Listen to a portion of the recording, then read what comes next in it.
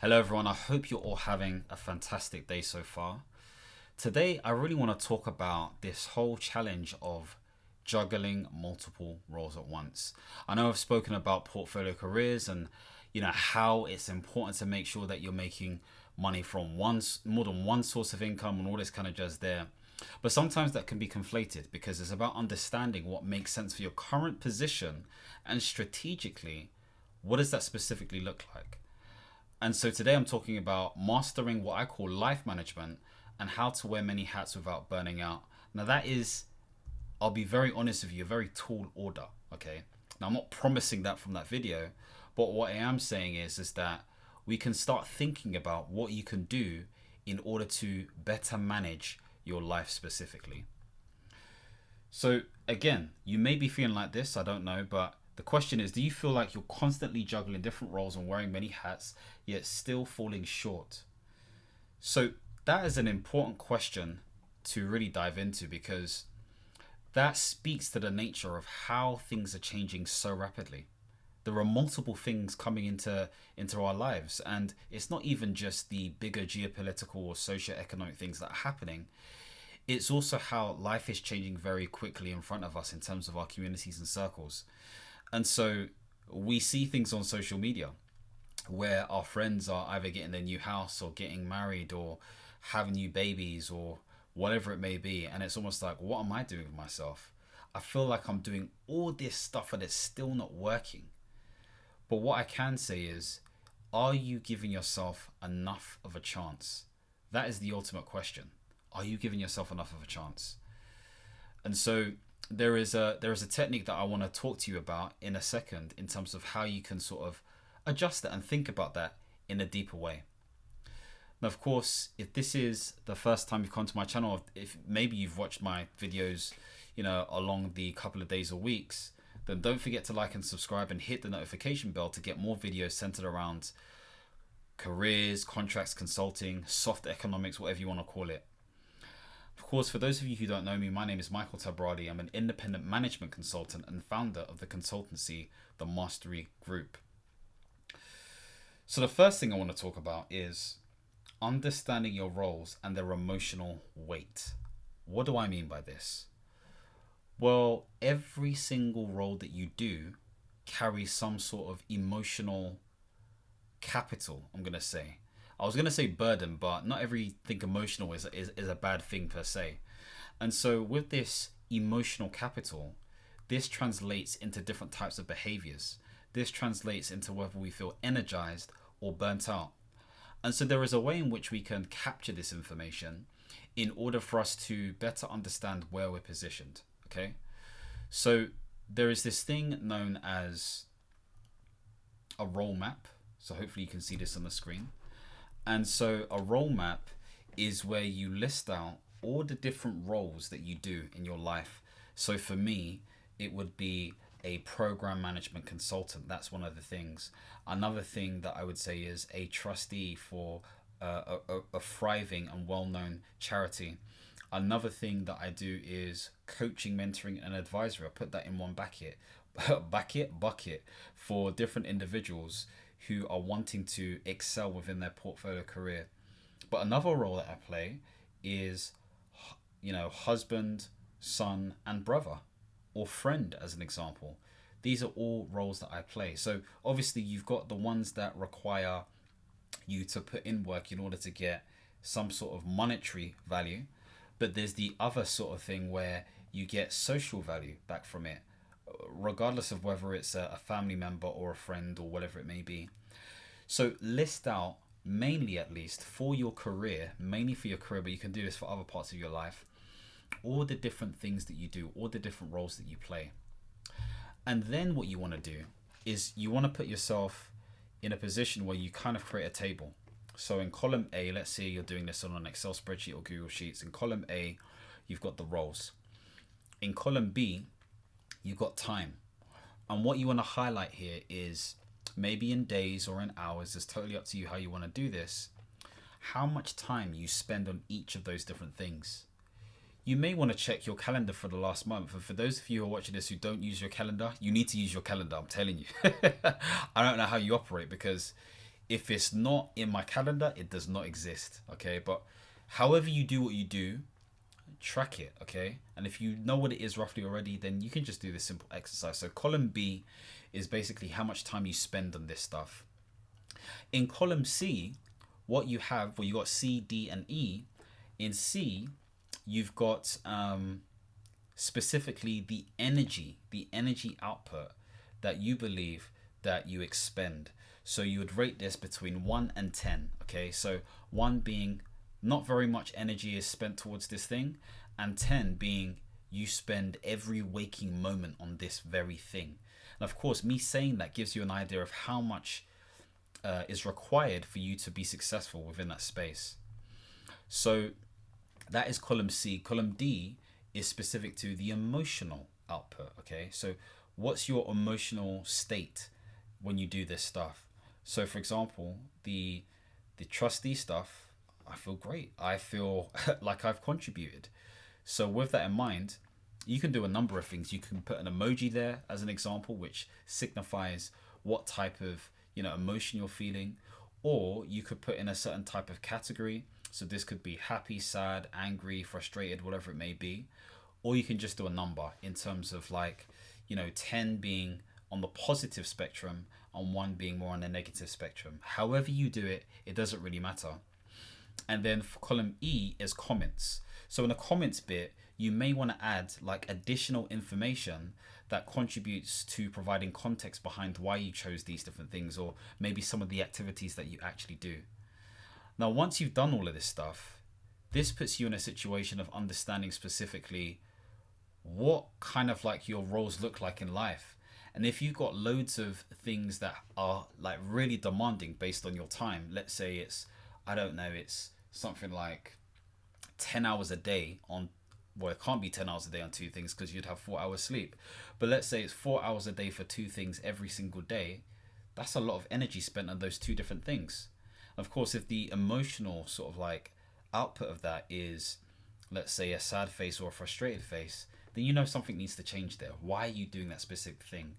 And it gets you to think about why. It gets you to think about all of this different stuff. And as you draw this out, you can throw this stuff into generative AI if you want to, because again, I think it's a great way of coaching you and mentoring you. I was talking to my friend yesterday actually, and they were saying how ChatGPT has become their therapist, which is an interesting slant. Some therapists may be like, you can never replace me, which I would argue with is definitely the case, but it at least can mimic some elements of therapy to a degree, provided that the prompts that you provide are sensible, okay, or make sense, so to speak. But of course, there's a slippery slope of everything I've just said. But the point being made is, with this exercise, you can throw in your role map and it can sort of analyze this stuff, and you can sort of prompt it in a way where it can be brutally honest, it can be lovingly honest, it can be therapeutic by nature, it can sound like a certain type of person. Whatever it is, it can do that for you and give you that assessment. Even if you don't want to write this stuff out on a Google Sheet or a Notion or a Sun or whatever it may be, you can speak into this generative AI, okay? Or write it down, take a picture, throw it in, and it can basically give you its verdict. So hopefully that gives you a bit of an idea of how you can approach this. The second thing is prioritize with purpose, not guilt, okay? And the point I'm trying to make here is that we can sometimes put ourselves in positions where we feel like we have to do something because, there is a certain loved one who's expecting you to do it. But sometimes we do these things because we don't want to disappoint that person, whether they said you should do that thing or not. And so it puts you in a difficult position. I remember when I was in a situation where I was partnering with someone on something, and there was this increased pressure to feel like I needed to continue partnering with them. But really and truly, I recognized that actually it makes sense for me to focus on what I was doing relative to focusing on this other stuff. And I say partnering, I'm not talking about I'm talking about more of a collaboration as opposed to like a business endeavor or whatever it may be. And we decided to just lock it off and cut it off. Now, how we locked it off and cut it off was perfectly amicable and fine. But in my mind, I felt like I was being a disappointment, which I was. but it was necessary for me to do in order for me to protect my energy and treat myself with respect. I shouldn't have felt like I was guilted into doing X when really and truly I didn't need to do it at all. And one thing I will say is what I've realized is you will recognize when you shouldn't lean into something and when you're being overly ambitious. Oh yeah, I can do it. That over ambition is, it feels great that you think you're so powerful that you can do what you're doing in the moment, but in that same moment you realize how ridiculous you're being, because why have you got FOMO? Why are you trying to do it all? There's no need. You will never do it all. But you can do some things great. You can do some things great. And if you do some of those things great, then those initial things that you thought you could do, then maybe you can do later on. Because you've got the power, the connects, the leverage to enable that stuff to happen.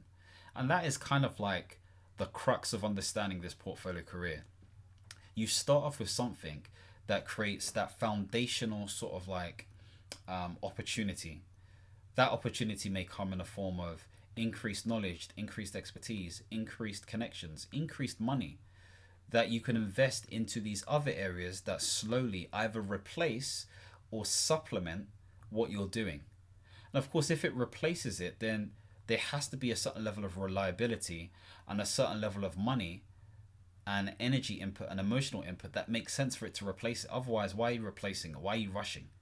There's no need to rush. But if it's supplementing it, then there's a bit more of a strategy that you can endorse. And maybe you can use some of the funds from the initial foundational thing to get others to make the second thing a thing, so that you can build it and then replace it. So anyway, I started off by saying like prioritize with purpose. The purpose is stemmed based on the fact that you're very clear about what it is that you want from life. And this is why I always say you have to understand who you want to become, what you want to become, why you want to become that person, all that kind of stuff there. The why is hidden in the context of your life. The ups, the downs, the ebbs, the flows, the rough and the smooth, all of it. So hopefully that gives you a bit of an idea in terms of that. The next thing is build emotional resilience through self-awareness. And I've spoken a lot about self-awareness and what specifically that means and looks like. But essentially, for me, self-awareness, if you break it down, is the opportunity / the ability. So opportunity sounds like it's something that's beneficial, and I think it is because you get learning from it.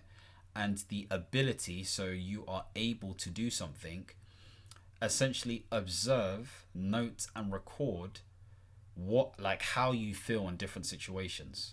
Okay, what things trigger you in different situations. And so when you understand these triggers amongst all these different roles that you do, you have a neater understanding of knowing whether these things are for you or not for you, or whether you're being slowed down or hindered because of those specific triggers. So for example, a trigger could be the fact that somebody calls you, I don't know, maybe every day or every week, which means you spend 2 to 3 hours on the phone, which means you don't get your stuff done, which means that you're slowed down when it comes to delivering on a specific type of role. That's a trigger. That's a triggering event, so to speak. So the emotion you feel afterwards is frustration, but habitually you keep on doing that thing. Maybe a trigger is the fact that you drive down a specific road, okay, because you're coming back from, I don't know, some volunteering or whatever it may be that you do every single week. But you get tantalized by that smell, that Morley's. Okay, for those of you who are Southwest Londoners or South Londoners, some of you be like, nah, chicken cottage. Whatever it may be, you get tantalized by that smell.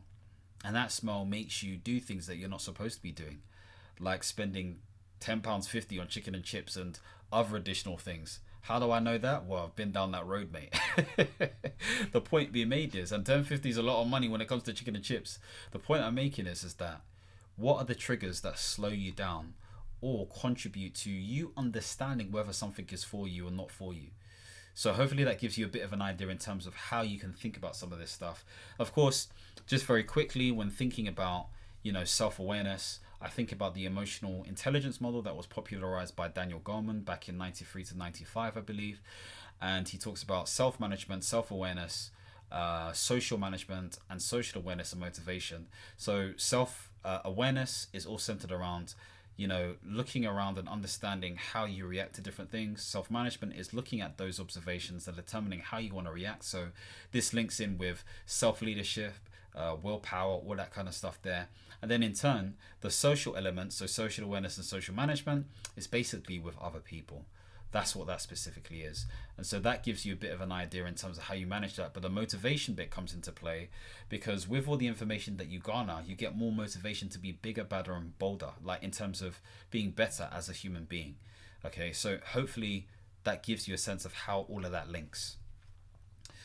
So if we keep it moving, there is master the art of boundary setting. Now this one's a really, really important one. Okay, so I've got all of this text here that you can read and blah, blah, blah, and this and that.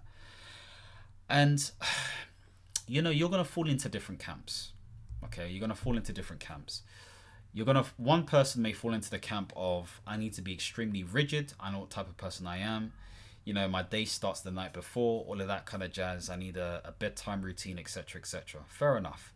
I will definitely not knock it. I've been there, done that. I know what that looks like. But then you've got the other person who's going to be a bit more fluid by nature. Now, not completely fluid, but they're going to be a bit more fluid by nature. And what I mean by this is you'll have a range of things, a range of time or blocked out time that essentially highlights your busyness, so to speak. But it's not going to be exact, because you're giving yourself a bit of flex to basically do or not do certain things. I've done a video on this, I think probably 4 years ago, in terms of like productivity and prioritization. It's when like my face was proper close to the camera and it was a slick production and everything else. So hopefully it's linked in this video, but if not, not to worry. But essentially, there are going to be different types of events you have. You're going to have reoccurring events, okay? Events that happen again and again and again. You're going to have one-off ad hoc events that happen. You're going to have events that require you to need thinking and strategic time. You're going to have some sort of blocked out time in relation to actually doing stuff. And you're going to have some time that is related to not quite social, but speaking with different people or whatever it may be. Okay, there's probably one other one that I'm missing. But the point being made is your time is categorized in different ways. And depending on the different types of roles you have will determine what that rhythm looks like. Now, of course, for somebody like myself who has the portfolio career that I'm building, it's not always going to be like proper rigid, if that makes sense, because I'm not necessarily answerable to a boss, but I am working with an end client and other consultants. So there is a bit of rhythm there. But really and truly, it means that my life is not as rigid as maybe somebody who's working within a permanent capacity. For those working within a permanent capacity, again, it may be a bit more consistent, a bit more structured by nature. But that may not also be the case. It just depends on what you're doing. For those of you who are job seekers or unemployed or entrepreneurial by nature, that's also going to look different. So you need to think to yourself, do you need to create a certain type of schedule and routine, okay, set of routines, or do you need to relax on that? And I say that to say that once you have that set up, then that should be the case for you to set strong boundaries, because your best word in the English dictionary should be no. Are you going to? No. Can I? No. Would you be? No. Seriously. My wife is fantastic at saying no. And she's teaching me every day the art of saying no. And, of course, there is this argument of, okay, if I'm just starting out in new opportunities, shouldn't I be saying yes? This is not a blanket statement. This depends on where you're at. If you believe that you need to get the experience that you need to get, and you need to be, tested in terms of like execution, developing your competencies and all that kind of stuff there, then yes, for the right things aligned to what you're trying to do in terms of who you're trying to become makes sense. Of course you want to do that. You need airtime. But if you're kind of past that stage and only you will know that, or maybe some advice from other people will help you determine that, then no needs to be your best friend. It definitely needs to. And you have to, this is not about, forget the upsetting someone. You need to stop all of that. Like, if you are, I don't know, 25 plus or 28 plus, okay? You're an adult.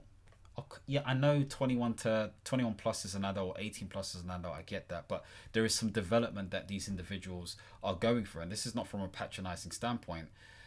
There's a lot of us who are 28 plus who recognize that actually, you know, life has to be handled a certain way.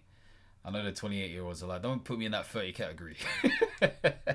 You are in the category. But anyway, the point we made is that to be an adult means that you have boundaries.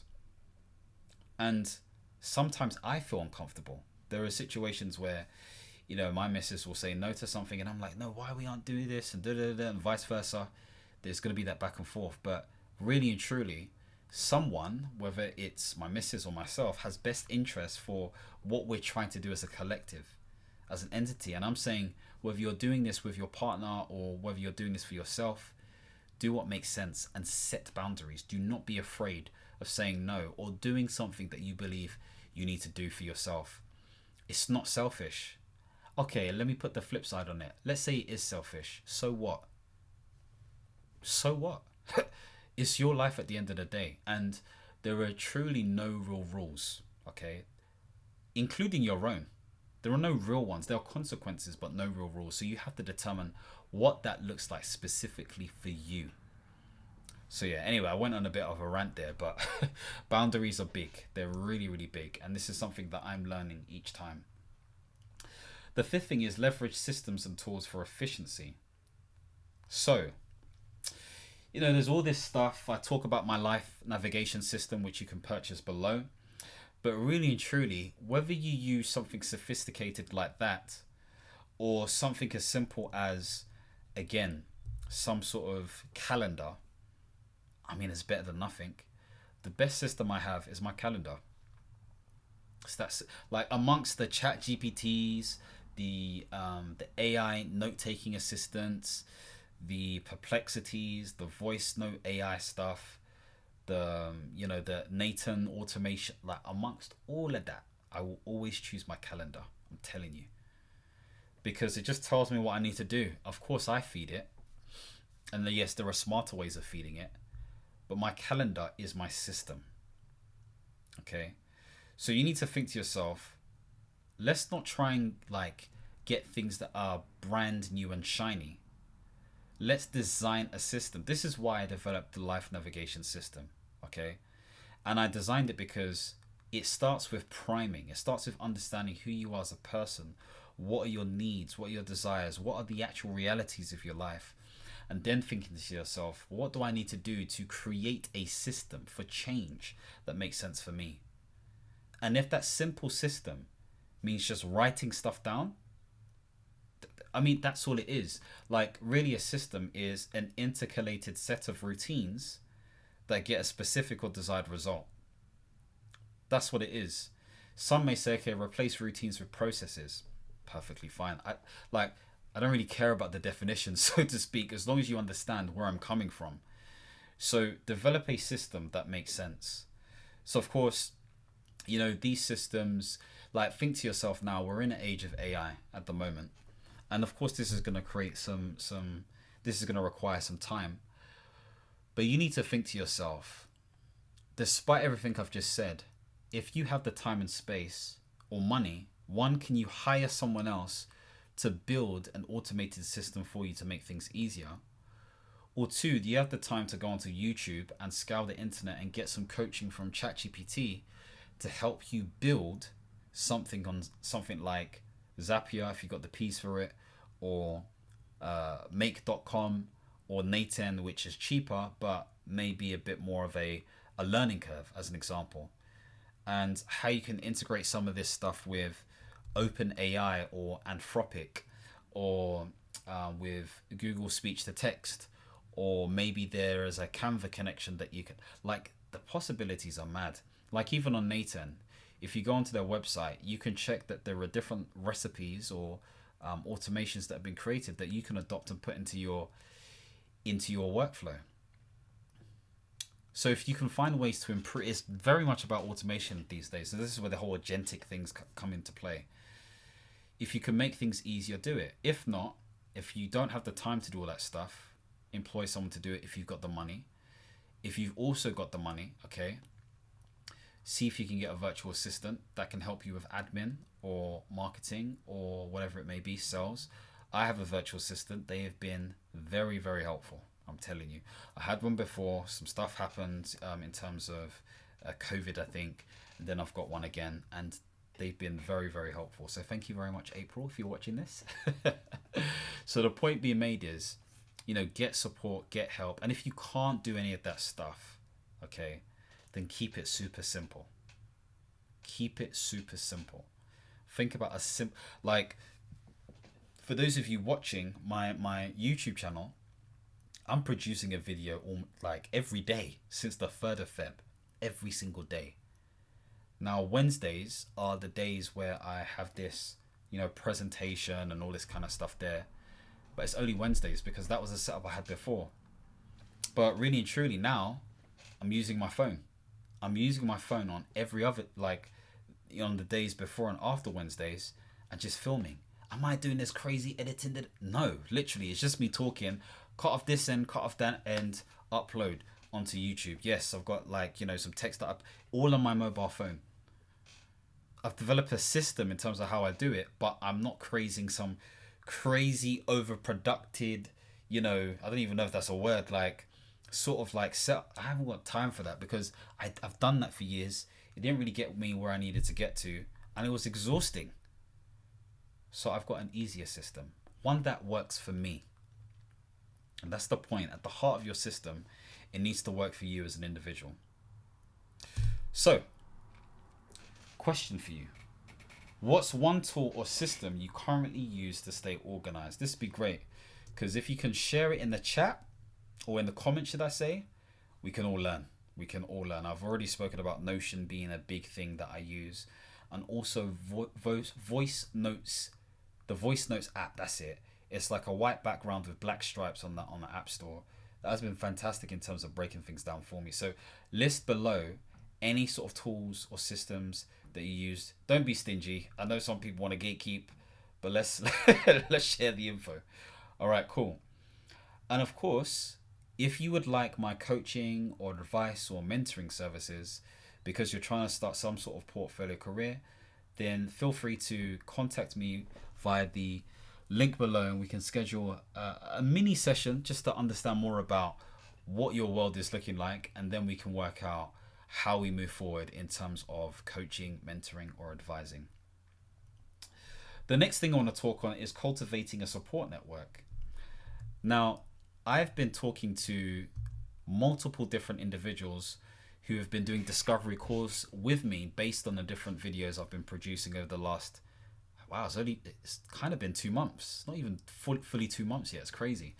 Anyway, and only yesterday I was speaking to a great gentleman who is looking to secure work within the, let's say, sales arena. And he was talking to the fact that he's looking for an environment where he could, have the right type of people around him. And I'll be honest with you, in Western countries, not so much the US, but mainly European countries, definitely the UK, it is difficult sometimes to find the right community. It is difficult. And so with that in mind, you have to be proactive, and it may require you to spend money. Do you need to go to specific networking events where you pay a monthly fee in order to meet the right type of people? Do you need to find your community in the comments? Maybe there are people in the comments that you want to connect with, and you can share your information with, swapped social medias, all of that kind of jazz. Do you have anyone in your circle who is serious enough and you think that you can provide value to as well?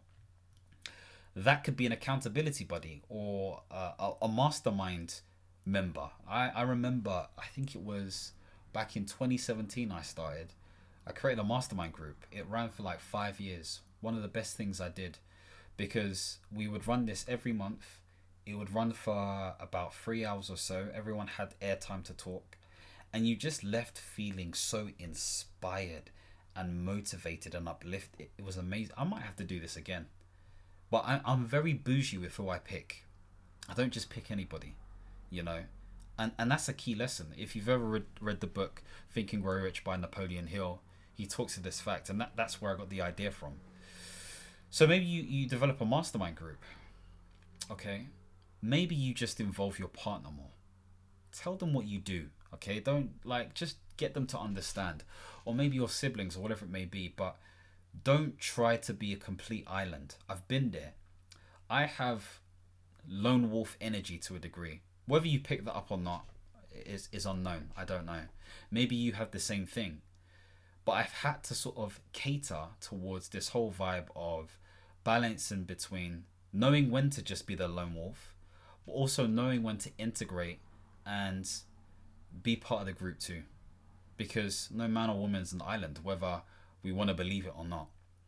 So think outside of the box, think a bit more creatively, and be brave to minimize your ego and just connect with people, even if it feels like rejection, if it doesn't go your way. So hopefully that gives you a bit of insight and inspiration towards moving towards that direction of getting that support network that you need. The seventh thing is schedule regular self-care and reflection. This is a big one because self-care is big. And saying that, actually, after this call, I'm going to book a massage. I'm going to book one for me and my wife. They're going to come to my house and we're going to get it sorted. That's what we're going to do because life is short. This has reminded me to do that. But it's important. Sometimes you just need to be spontaneous. But with that spontaneity, actually regularly put in some time to just do great self-care. And let me be clear about this, yeah. Even though gym is important, eating well is important, all of this kind of stuff there, I'm talking about non-active self-care.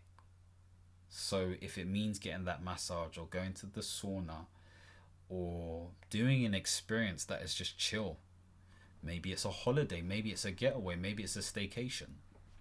You have to create that space. You have to create that space to feel like you can just unwind a little bit and relax. It's really important. I'm telling you, the body needs it. We're so overstimulated. I can't. We're so overstimulated. And this is why when you go to sleep, you can't switch off.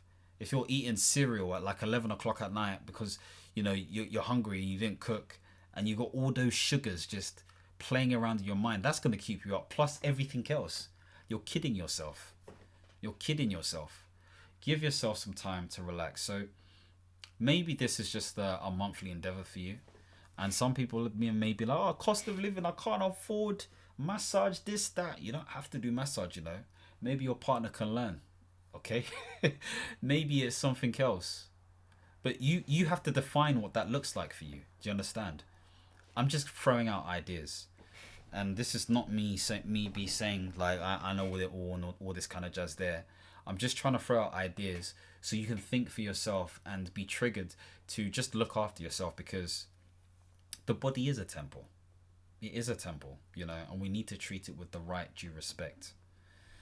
So bear that in mind. Bonus tip: embrace imperfection and celebrate progress. I said that so weird, so let me say it again. Embrace imperfection and celebrate progress. Now, the reality of the situation is, and let me pull it on this one so you can see the text, is that nothing is perfect. But as my friend Darryl will say, it's perfect by design. And that's the point being made. Everything that exists in of itself, and therefore, by default, it is perfected. But of course, because we have ideas and an approach to how we think things should be, there is always going to be a level of improvement that may lead to innovation and may lead to a masterpiece. If you look at the hierarchy of needs, the actual full hierarchy of needs, so not the 5 sort of like levels, there's actually 8. I think the 7th level or the 6th level, I'm not sure, talks about aesthetics, the way things look, the artistic nature of things. And so yes, we're always going to have this idea of something being perfected by mind. And there's an argument to be said that beauty is not just in the eye of the beholder, but you can kind of tell if someone's beautiful or not on average in relation to everyone else's eyes. It's a whole different conversation in itself. But the point being made is, because it's up for debate, it means that by default there is inherent beauty and it's perfect by design. And so I say this to say that do not get stuck into this whole rut of being an analyst completely. You know, you have to get over the hump of trying to what are you perfecting, especially in the early days. If you're starting a business and you've never done it before, you need to be rough and ready, and you need to get as much data and as much information as possible. It's fundamental for your success.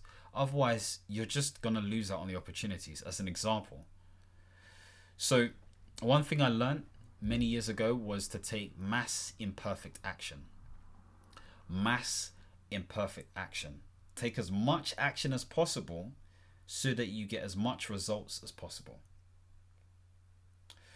The other thing I want to say is that take time to celebrate wins. And that's such a cliche thing to say.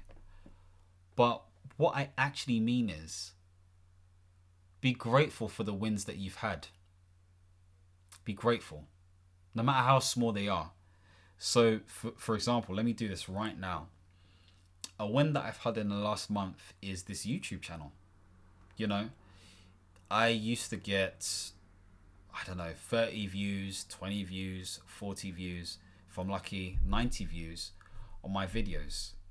And by the grace of God, I've been able to get minimum, let's say, 100 views for a video, and some doing extremely well. I've also been able to, you know, improve and increase the number of subscribers on my channel 3x pretty much, because it was on 2.4k subscribers, so we're getting close to 3x, you know. And I've been able to obviously monetize some of the videos and get the small pieces that YouTube throws at me, in addition to selling some of my products and services. I am grateful for that, because the part of me that didn't know that this was going to happen now knows that this has happened, which gives me confidence for my future self that wants to, or that will achieve certain things. So I'm grateful for this knowledge. I'm grateful for the experience. I'm grateful for you guys watching these videos, and I'm celebrating it.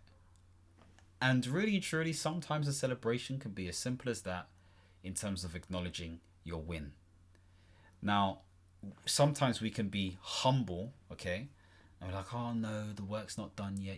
Yeah, there's truth and all of that, but take it, like take the win, take the W, own it. Because when are you ever going to own it? Until when? Because we're all guaranteed one thing: we will all die.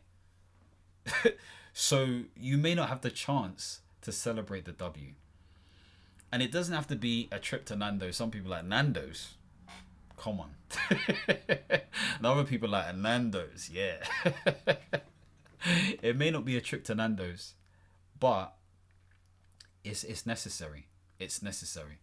Just to tell yourself you can. Really, really key. Like, it's gratitude is a big hack. This should have been basically embracing gratitude as opposed to celebrating wins only. So hopefully that's helped.